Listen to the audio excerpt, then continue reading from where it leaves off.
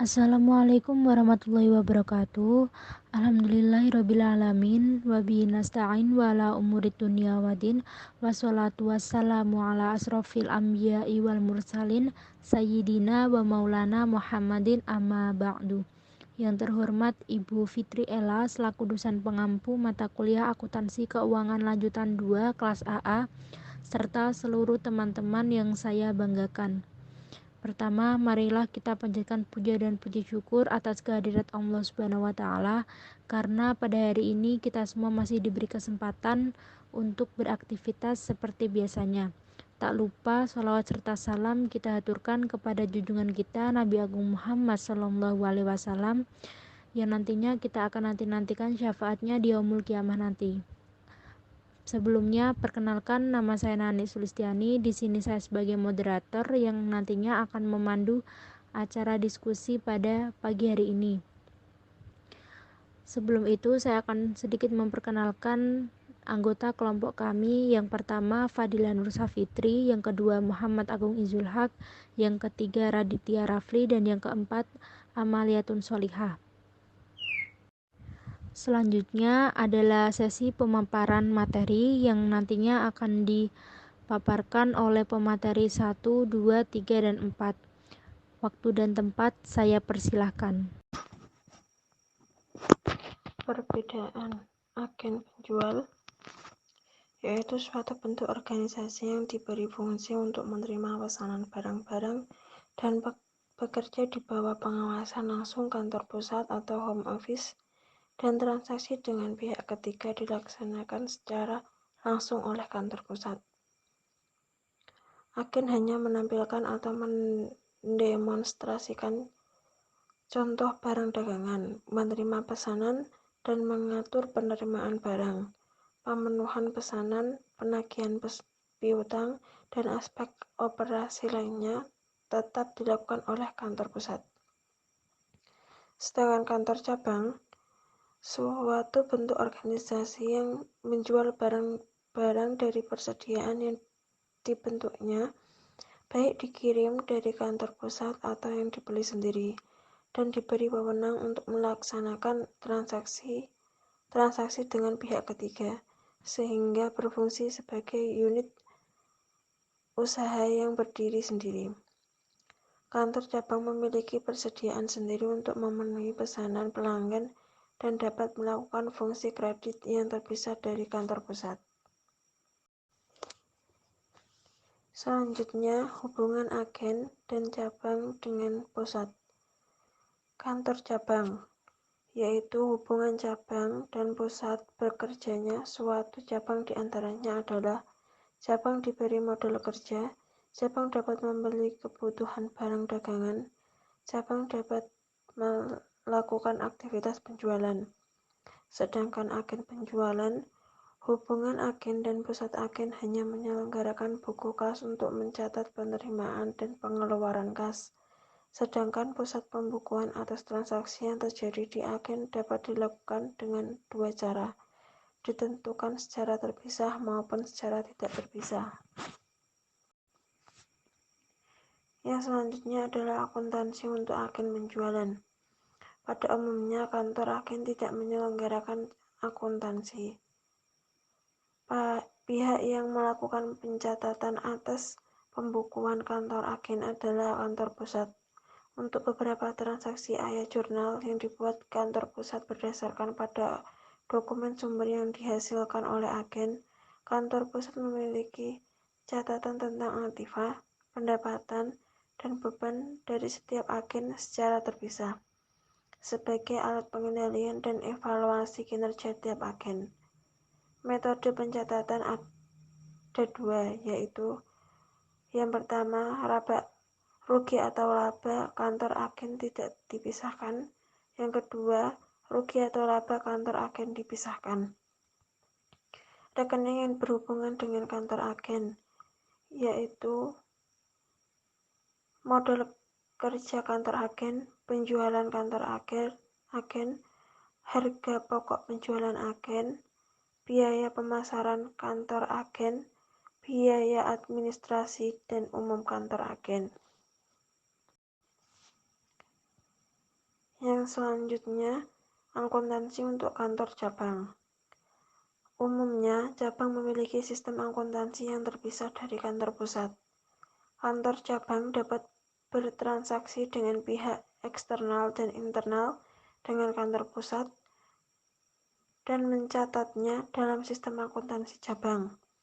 Transaksi yang terjadi antara kantor cabang dengan kantor pusat dicatat dalam akun-akun intraperusahaan dan merupakan akun-akun resiprokal. Akun intraperusahaan di pembukuan kantor pusat disebut investasi di kantor cabang, sedangkan akun resiprokal di pembukuan kantor cabang disebut kantor pusat. Saldo akun investasi di kantor cabang menunjukkan investasi kantor pusat di suatu kantor cabang melalui kontribusi kas dan transfer aset ke kantor cabang. Saldo akun resiprokal kantor pusat di pembukuan kantor cabang mencerminkan ekuitas kantor pusat di kantor cabang. Saldo dari dua akun resiprokal tersebut disesuaikan untuk transaksi yang sama.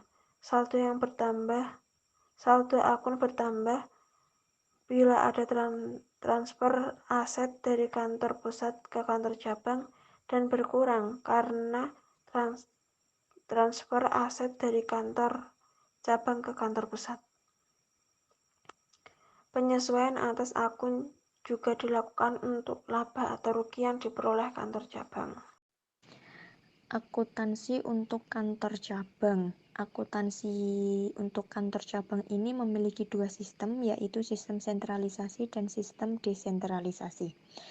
Untuk yang pertama, dalam sistem sentralisasi, akuntansi kantor cabang diselenggarakan oleh kantor pusat. Jadi hampir mirip dengan pencatatan kantor agen, di mana rugi laba kantor agen dipisahkan dari rugi laba kantor pusat. Sistem ini cocok dipakai apabila kantor cabang letaknya dekat dengan kantor pusat dan kegiatan kantor cabang masih terbatas atau kantor cabang masih relatif kecil. Yang kedua yaitu sistem desentralisasi. Dalam sistem desentralisasi, pencatatan transaksi di kantor cabang diselenggarakan oleh kantor cabang itu sendiri. Namun bila dikehendaki oleh kantor pusat, maka terdapat pos-pos tertentu yang pencatatannya dilakukan oleh kantor pusat tersebut. Sistem akuntansi kantor cabang untuk pendirian kantor cabang terdapat ilustrasi. Asumsikan bahwa PT Jaya berlokasi di Jakarta, mendirikan sebuah cabang di Medan, Sumatera Utara. Kantor pusat mentransfer ke cabang berupa kas 20 juta, peralatan kantor baru senilai 5 juta, dan peralatan toko baru senilai 30 juta. Maka pencatatannya yaitu sebagai berikut. Pencatatan untuk kantor pusatnya yaitu di sisi debit terdapat investasi di cabang Medan sebesar 55 juta. Dan di sisi kreditnya yaitu kas 20 juta, peralatan kantor baru 5 juta, dan peralatan toko barunya 30 juta. Sedangkan pencatatan untuk kantor cabang yang di sisi debitnya yaitu kas 20 juta, peralatan kantor 5 juta, peralatan toko 30 juta. Dan di sisi kreditnya yaitu investasi di cabang Medan. Laporan posisi keuangan dari cabang PT Jaya yang di Medan yaitu asetnya terdiri dari kas 20 juta, peralatan kantor 5 juta, peralatan toko 30 juta, sehingga total asetnya 55 juta. Dan di sisi liability-nya yaitu investasi kantor pusat sebesar 55 juta, total liability-nya 55 juta. Sistem akuntansi kantor cabang untuk pengakuan laba cabang terdapat ilustrasi sebagai berikut, di mana asumsikan akun ikhtisar laba rugi cabang Medan memiliki saldo kredit sebesar 63 juta pada akhir periode. Akun ikhtisar laba rugi ditutup sebagai berikut.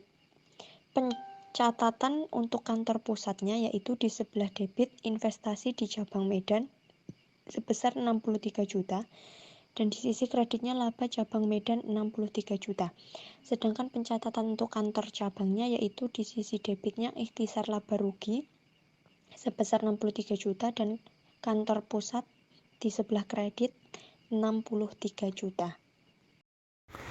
Sistem akuntansi kantor cabang pada biaya pengiriman barang dagang. Biaya pengiriman yang timbul atas pengiriman barang dagang dari kantor pusat ke cabang menjadi bagian dari biaya perolehan persediaan cabang. Ilustrasi, asumsikan bahwa kantor pusat PT Jaya membayar 100.000 untuk mengirim barang dagang senilai 8 juta ke cabang Medan. Ayat jurnal dicatat sebagai berikut. Kantor pusat sama dengan investasi di cabang Medan 8.100.000 pada posisi debit. Persediaan 8 juta, kas 100.000 pada posisi kredit.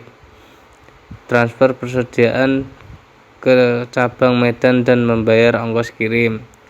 Kantor cabang sama dengan persediaan pada posisi debit 8.100.000, kantor pusat 8.100.000 pada posisi kredit. Transfer persediaan dari kantor pusat. Sistem akuntansi kantor cabang. Akuntansi untuk aset tetap cabang. Prosedur normal diterapkan dalam akuntansi untuk aset tetap cabang yang dicatat pada pembukuan cabang. Jika aset tetap yang dibeli kantor pusat untuk cabang dan cabang mencatat aset tersebut pada pembukuannya, maka ayat jurnal harus dicatat oleh kantor pusat maupun cabang. Ilustrasi, asumsikan bahwa kantor pusat PT Jaya membeli peralatan toko senilai 30 juta rupiah untuk cabang Medan. Maka ayat jurnal yang dicatat sebagai berikut. Kantor pusat sama dengan investasi di cabang Medan sebesar 30 juta rupiah pada posisi debit. Kas 30 juta rupiah pada posisi kredit. Keterangan membeli peralatan untuk cabang Medan. Kantor cabang sama dengan peralatan toko sebesar 30 juta rupiah pada posisi debit. Kantor pusat sebesar 30 juta rupiah pada posisi kredit. Keterangan mencatat pembelian peralatan oleh kantor pusat. Sistem akuntansi kantor cabang pada pembagian secara proporsional. Penetapan beban dapat dibagi ke beberapa jenis, yaitu yang pertama, beban yang dikeluarkan oleh cabang tetapi dibayarkan oleh kantor pusat. Misalnya, persediaan yang dibeli dari pihak eksternal oleh cabang dan ditagihkan ke kantor pusat. 2. Beban yang dikeluarkan oleh kantor pusat atas nama cabang. Misalnya, penyusutan atas peralatan cabang yang dicatat pada pembukuan kantor pusat atau biaya kampanye iklan untuk cabang yang diminta oleh kantor pusat. 3. Alokasi biaya yang dikeluarkan oleh kantor pusat. Misalnya, sebagian dari biaya kampanye iklan umum atau sebagian dari biaya overhead umum kantor pusat. Ilustrasinya, asumsikan bahwa kantor pusat PT Jaya yang mengeluarkan biaya yang ditetapkan ke cabang Medan adalah sebagai berikut.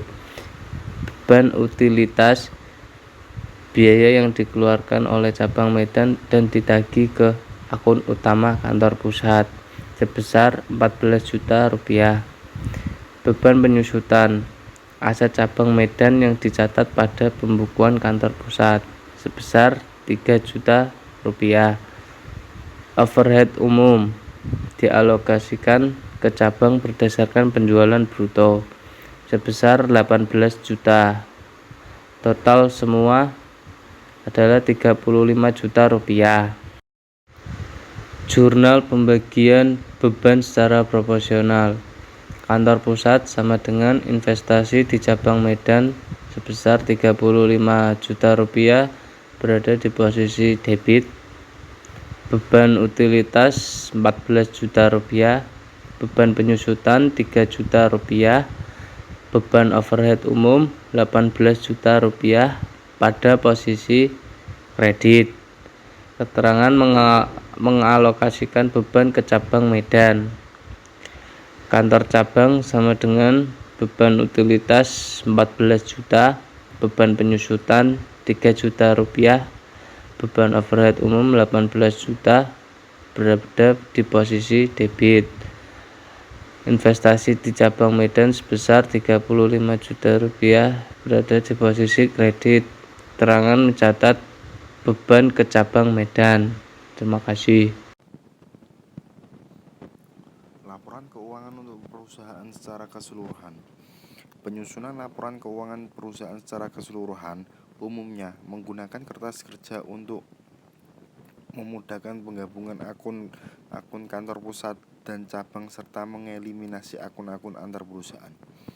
Jika yang disusun adalah laporan keuangan lengkap, maka kertas kerja 3 bagian dapat digunakan untuk menggabungkan akun-akun kantor pusat dan cabang.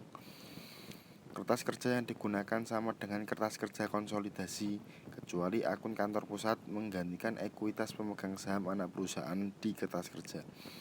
Seperti dalam penyusunan kertas kerja laporan konsolidasi, seluruh eliminasi dibuat kertas kerja dan bukan di pembukuan terpisah unit yang digabung.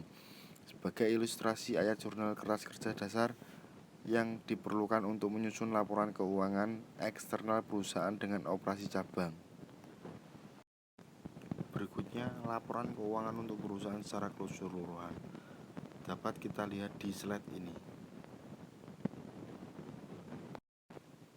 Berikut adalah laporan keuangan untuk perusahaan secara keseluruhan PT Ultra dan cabang. Dapat dilihat dan dicermati. Terima kasih. Saya ucapkan terima kasih kepada pemateri 1, 2, 3, dan 4 karena telah memaparkan materi pada hari ini dengan sangat baik dan luar biasa. Sebelum saya tutup, semoga pembelajaran kita pada hari ini dapat bermanfaat. Sekian presentasi dari kelompok kami, kurang lebihnya mohon maaf. Wallahul muwaffiq ila aqwamit thoriq. Wassalamualaikum warahmatullahi wabarakatuh.